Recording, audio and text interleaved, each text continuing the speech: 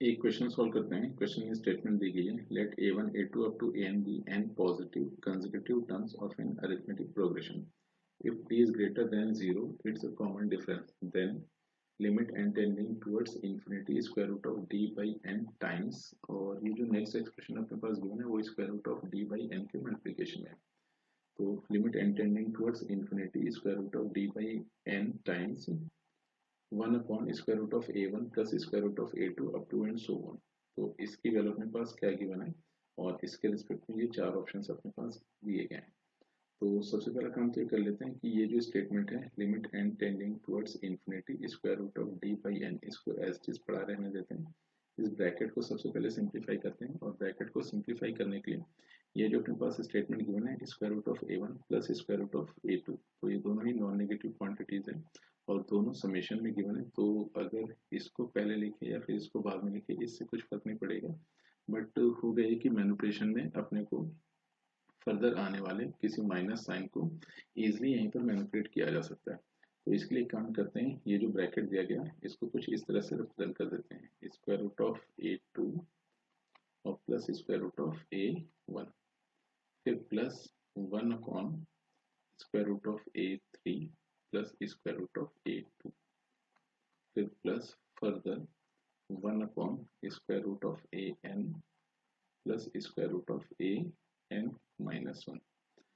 तो अभी काम ही करते हैं, ये जितने भी टर्म्स दिखाई दे रहे थे हर इंडिविजुअल टर्म को रैशनलाइज कर लेते हैं इनके रैशनलाइजिंग फैक्टर की हेल्प से।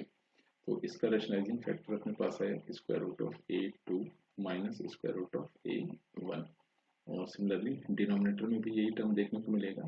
तो अब यहाँ से हो गई कि square root of a2 plus square root of a1 and इसके मल्टीप्लिकेशन में डिनोमिनेटर में बनेगा square root of a2 minus square root of a1। तो जैसे इनका आपस में मल्टीप्लिकेशन होगा, इनफैक्ट ये अपने पास a plus B A minus B type identity देखने को मिली। तो वही कि इस टर्म का स्क्वायर माइनस सेकेंड टर्म का स्क्वायर, तो ये बन जाएगा अपने पास a2 माइनस a1। तो इसके डिनोमिनेटर में मिला a2 माइनस a1, फिर प्लस नेक्स्ट टर्म में अपने पास बनेगा square root of a3 minus square root of a2, और इसके डिनोमिनेटर में बन जाएगा a3 माइनस a2। ये प्रक्रिया कंटिन्यू रहेगी और लास्ट में अपने पास ऐसा टर्म देखने को मिलेगा that is square root of an minus square root of an minus 1। इसके डिवीजन में मिल जाएगा अपने पास an माइनस an माइनस 1। अब क्वेश्चन में अपने पास गिवन था ये जो सीक्वेंस है a1 a2 up to an, ये AP में गिवन है। तो अगर ये AP में गिवन था तो a2 माइनस a1 और a3 माइनस a2, सिमिलरली ये जो अपने पास गिवन है an माइनस an माइनस 1, तो ये सारे के सारे डिफरेंस कॉमन डिफरेंस को रिप्रेजेंट करेंगे और यहाँ पर क्वेश्चन में कॉमन डिफरेंस को d से डिनोट किया गया है। तो इन सभी की वैल्यूज जैसे d आई तो सभी का डिनोमिनेटर अपने पास d देखने को मिला। तो इस d को कॉमन कर लेते हैं और d को जैसे कॉमन किया रिजल्टेंट ऐसा कुछ मिल रहा होगा 1 बाई डी, और फिर अपने पास ये सारे के सारे टर्म्स ऐसे मिलेंगे square root of a2 minus square root of a1, और इसमें ऐड होगा square root of a3 minus square root of a2, फिर फर्दर इसमें ऐड होगा square root of a4 minus square root of a3, और ये प्रक्रिया कंटिन्यू रहेगी। लास्ट में अपने पास ये ऐसे देखने को मिलेगा square root of an minus square root of an minus 1, और ये सारे के सारे टर्म्स एडिशन में गिवन है और इसके बाहर 1/d कॉमन हुआ था। तो जब इनको ऐड किया जाएगा तो ये टर्म इस टर्म के साथ कैंसिल हो जाएगा, ये वाला टर्म इस टर्म के साथ कैंसिल हो जाएगा, सिमिलरली a4 यहाँ पर आने वाले किसी टर्म के साथ कैंसिल हो जाएगा। लास्ट में ये जो an माइनस 1 था an माइनस 1 यहाँ आने वाले किसी टर्म के साथ कैंसिल हो जाएगा। अपने पास बचेगा सिर्फ और सिर्फ square root of an minus square root of a1। तो ब्रैकेट को जैसे ही फर्दर सिंप्लीफाई किया तो ब्रैकेट सिंप्लीफाई होने के बाद रिजल्टेंट देगा 1/d times square root of an और माइनस का स्क्वायर रूट ऑफ a1।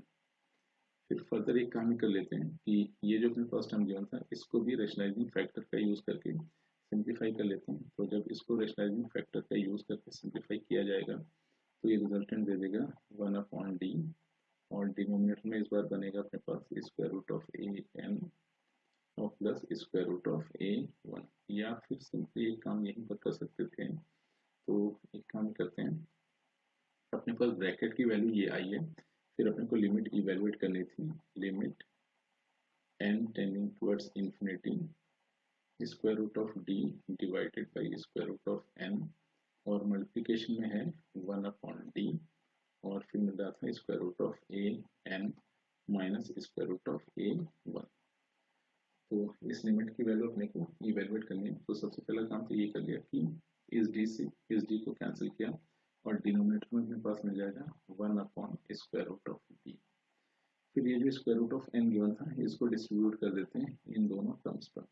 तो जैसे square root of n distribute हुआ, लिमिट अपने पास कुछ ऐसे आ जाएगी, limit n tending towards infinity square root of a n minus square root of a 1, and division में मिल रहा था स्क्वायर रूट ऑफ n।